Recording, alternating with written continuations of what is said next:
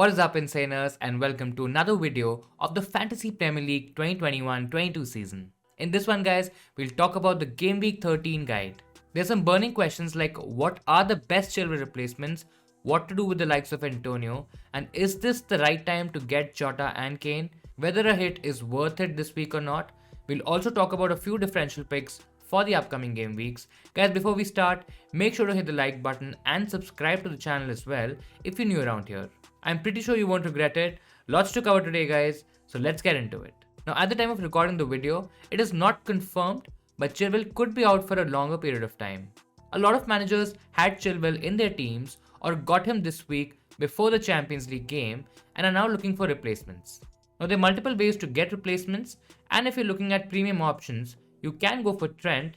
If by chance, guys, you still don't have him and have the additional money, I think Trent is definitely in a world of his own. If you can afford him, he definitely needs to be prioritized. Now, Liverpool is the best attacking team in the league, and Trent has a huge influence in that.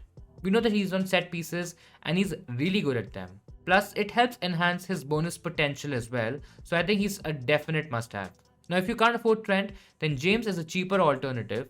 He looks nailed at the moment and is in great form. He's playing more like an attacking winger than a defender, guys. He could also have some set pieces under his belt. Now, there's a slight risk of rotation, but overall, I think he should be fine.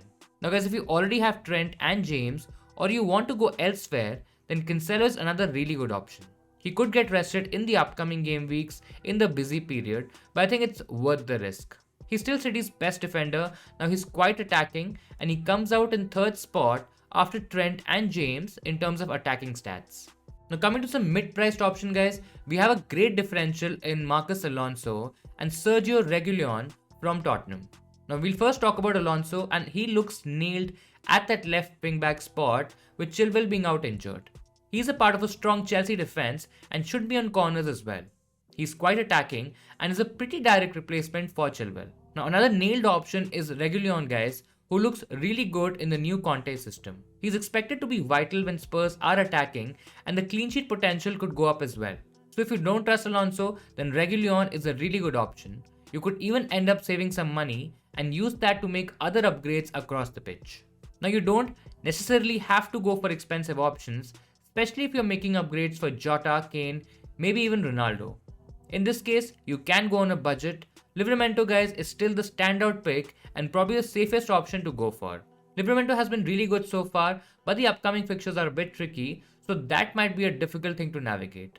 Nevertheless, guys, he's still a really good bench option, especially during the busy December period.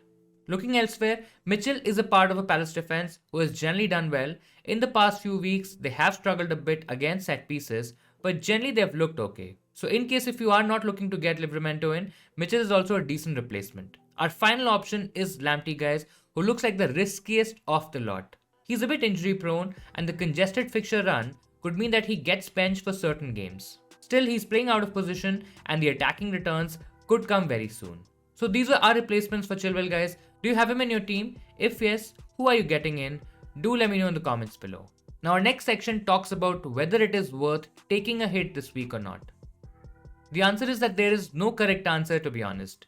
It totally depends on your team and what you're planning for the upcoming game weeks. Let's say if you have Chilwell and you probably used your only transfer to get him in your team, it is super unlucky, but it is worth taking a hit to get someone like a James or even Marcus Alonso. They both are really good attackers, attacking defenders of course, and decent replacement for Chilwell. Now, in case you're planning to get players like Jota, I think here as well, the hit should be okay. Jota looks like a long-term move, especially with the AFCON coming soon. He should play even if Firmino gets back, because Salah and Mane won't be available for those weeks. There's absolutely no doubt that he will get minutes. He has been a bit frustrating to own, but his attacking numbers have been right up there. Now, a lot of managers have Foden, and personally, I won't be taking a hit or anything to get Jota for a hit, as Foden is also a decent option. I would rather consider having both rather than one of them for my FPL team. Now, a lot of managers are taking out players like Antonio and Vardy, and it's okay to take a hit to move them on for someone like a Kane. Antonio has a lot of games coming up, even if we discount the Europa League games. Plus, he could be rested, and the fixtures themselves aren't that great. Now, Vardy, on the other hand, has decent fixtures in the next 4 games. Watford, Southampton, Aston Villa and Newcastle are all games where Leicester and Vardy in particular can do really well. It's definitely not a priority to get Kane in place of Vardy this particular week. It in fact totally depends on your strategy. If you want to play safe and protect your rank, Kane and Son could be options to be safe against any returns, but honestly holding Vardy is okay for this week. Personally, I'm an attacking manager and I would take the risk to get Kane in my team even if it's for a hit, but it totally depends on how you want to play the game. So with that, we come to our next topic, which is what to do with Mikel Antonio. It's just one goal in the last 6 matches for the West Ham United striker. Now Antonio got 43 of his 63 points in the first 6 game weeks, despite missing one game due to suspension. Guys, he topped the number for forwards in that period with a really good 21 shots in the box, 11 chances created and 7 big chances. He was also top for expected goal involvement by some distance. Now the last 6 weeks has seen a significant drop in his numbers. While his chance creation has actually gone up, his shot volume has dropped massively. There have been only 2 big chances too, which sees his XGI fall to just 2.39, less than half of his game week 1 to 6 total. Now in terms of fixtures, West Ham were ranked 6th on the fixture ticker for the first 6 game weeks and should have been even higher given what we know now about how poor Leicester and Man United have been defensively. Over game weeks 7 to 12, West Ham were ranked 7th, so not too far off. The fixtures do appear slightly more difficult on paper, but Everton, Tottenham and Aston Villa were in decline at the point, so I think the fixture difficulty is about even. Another thing that we need to consider with Antonio, guys, is the rotation during the busy festive period. Now West Ham is playing 12 games in the next month or so. Now even assuming that Antonio is benched for the Europa League matches or he doesn't travel, there's a busy December ahead for West Ham. From December 12th to January 1st, West Ham plays 7 matches in 20 days. The Carabao Cup game is also a quarter-final game against their rival Spurs, so I personally expect Antonio to play that one. So overall, Antonio looks like a sell, but the problem really is the lack of replacements. Over the last 6 game weeks, the forward who are top for XGI are Josh King, Christian Benteke, Pierre-Emerick Aubameyang and Roberto Firmino. Now none of these options are very enticing, and based on that, I think Antonio is still a hold if your team doesn't have any other problems. In case you need to raise cash for the likes of Diogo Jota, a premium defender, or maybe even a Kane, I think there are bigger priorities at the moment than Antonio. So if you're looking at cheaper alternatives, then Benteke is definitely one to consider. Pukki could be half decent too, but I prefer Benteke in spite of the slight rotation risk that he has at Palace. King is another option, but Watford have tricky fixtures right now, and then a lot of their players would leave for AFCON, so he's not in my thoughts at the moment.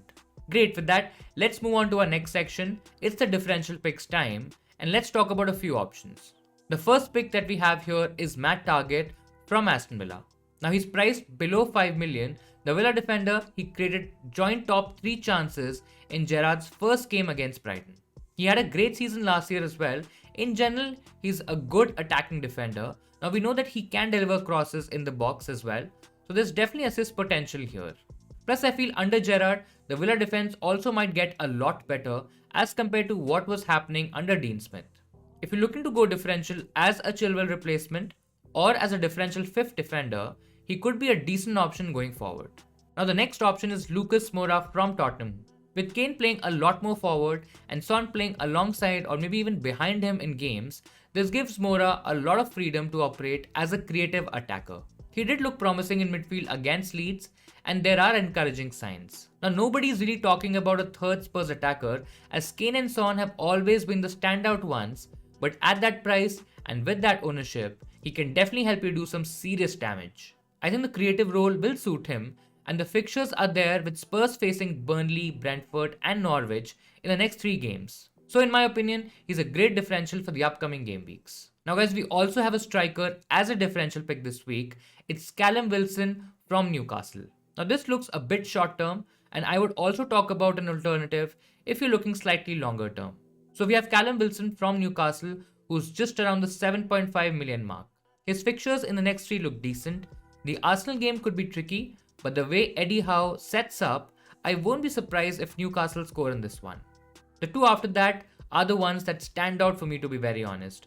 Norwich and Burnley are still amongst the worst defensive teams in the league, and you can take advantage of this run by getting in Wilson. Guys, he's a nail striker. Yes, he's a bit injury prone, but this move is anyways a short term move. One thing to note with Wilson is that he's on 4 yellow cards and he could get suspended if he gets one more before game week 19. Now if you want to go a bit long term in terms of forwards, Christian Benteke could be a great pick, especially if you're trying to get one of the expensive fullbacks or the likes of Jota, Son or even Kane in your team. He has been playing really well for Palace this season and has already scored 4 goals, and all of them have come in the last 5 games. Now the only issue with Benteke is that with Edouard in the mix and Eze also returning in the frame, he could get limited minutes, plus the fixture congestion in December means that he starts on the bench, and that's a worry for me. Other than that, everything looks good and he's definitely one to consider for your FPL team. So that'll be all from my side, guys. I really hope you'll find this video helpful in planning your upcoming transfers and setting up your team for Game Week 13. Make sure to hit the like button if you liked a Game Week 13 guide video. Please consider subscribing to the channel as well if you like what you saw today. We'll be back now for the team selection video, guys. Post that, we'll have our deadline stream just before the deadline. So do join us if you have any last minute questions or transfer queries. All the best to all FPL managers. Enjoy your week and I'll see you insaners next time.